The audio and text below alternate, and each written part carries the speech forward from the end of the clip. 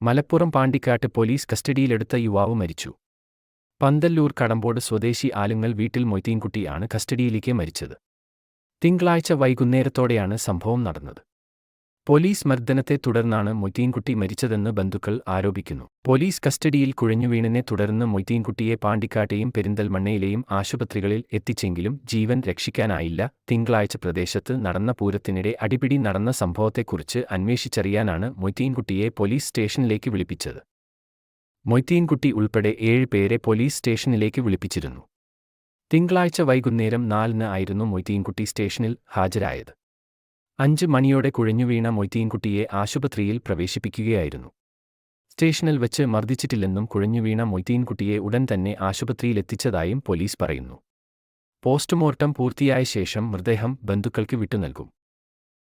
ലോകത്തെവിടെയായാലും ഏത് സമയത്തും ഈവനിംഗ് കേരള വാർത്തകളും മറ്റു അറിയിപ്പുകളും അറിയാൻ ഞങ്ങളുടെ യൂട്യൂബ് ചാനൽ സബ്സ്ക്രൈബ് ചെയ്യുക.